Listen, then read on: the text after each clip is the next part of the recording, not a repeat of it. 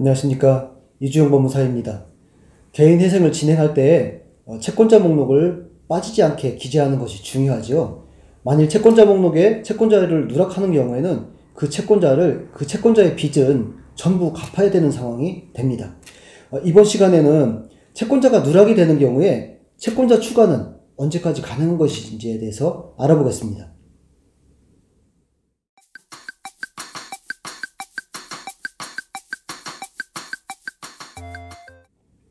사례를 한번 살펴보면요.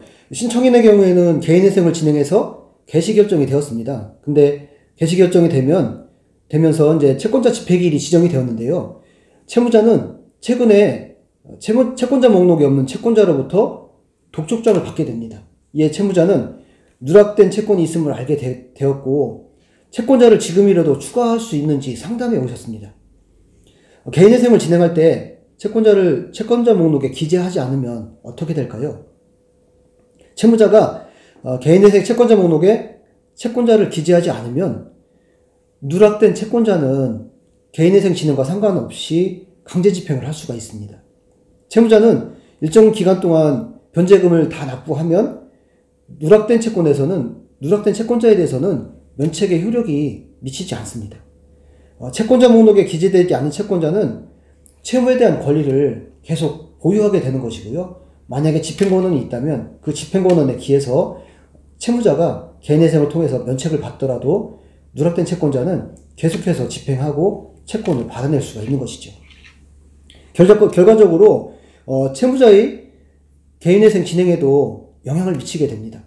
또 채무자에게 누락된 채권자가 있다는 것은 채무자에게 불이익이 되는 것이고요. 또 채권자에게는 채권을 전부 회수할 수 있는 상황이 만들어지는 것이죠. 따라서 채무자는 채권자 목록에 채권자를 누락하지 않도록, 빠지지 않도록 상당히 유의하셔야 되는 이유입니다. 두 번째, 개인회생 채권자는 채권자 목록에 언제까지 그러면 추가할 수가 있을까요? 두 가지로 나누어 살펴보겠습니다. 우선 개시결정 전하고 개시결정 후인데요. 개시결정 전이라고 하면 채무자는 개인회생 신청 후에 개시결정이 되기까지 채권자 목록에 기재된 사항들을 변경하거나 정정할 수가 있습니다. 개인회생 신청 후에 채권자의 채권 금액이 변경이 된다거나 또 양도양수가 된다거나 또 보증인에 의해서 대위 변제가 되는 경우가 있는데요. 이 경우에 채권 내역을 반영해서 법원에 매 사건마다 채권자 목록을 변경하거나 정정해야 합니다. 그런데 실제 의뢰받은 사무소에서는 이런 사항들을 반영하지 않고 진행하는 곳이 많이 있고 매회 수정허가 신청서를 낼 때마다 추가적인 비용을 요구하는 곳도 많이 있기 때문에 전문가를 선정할 때 이 부분은 상당히 주의를 요해야 됩니다. 다음에 개시결정 후에 변경하는 경우가 있는데요. 이런 때는 엄밀히 말하면 변경이라고 하지 않고 수정이라고 합니다. 개인회생은 개시결정 후라고 하더라도 채권자 목록이 누락이 있거나 또 잘못 기재된 사항을 발견할 때는 일정한 요건 하에서 채권자 목록을 수정할 수가 있습니다. 개시결정이 된 후에는 계속적으로 해서 채권자 목록을 수정할 수가 있을까요? 개시결정이 된 후에는 채권자 집행기일이 지정이 되고요. 또 이의신청을 할 수 있는 기간이 정해집니다. 이런 것이 일반적인데 실제로 이의신청 기간이 지나고 채권자 집행기일이 지난 경우에도 인가결정이 있기 전까지는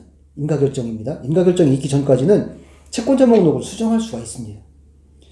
채권자 집행기일이 지나고 인가결정까지는 상당히 시간이 짧고 어느 경우에는 3일 만에 어느 경우에는 일주일이나 2주일 만에 인가결정이 나기도 하는데요. 그 사이에 채권자 목록을 인가결정이 나기 전이라고 하면 추가할 수가 있습니다. 다만 이 경우에 일정한 요건이 있어야 되고 또 채무자의 책임질 수 없는 사유로 채권자를 누락했다라는 것들이 소명이 돼야 되는 것이고요. 법원의 허가가 있어야 됩니다. 위 사례에서 저희들은 채권자들의 부채증명서하고 또 채무자가 채권자를 알게 된 사유를 소명을 해서 수정허가 신청서를 제출했고요.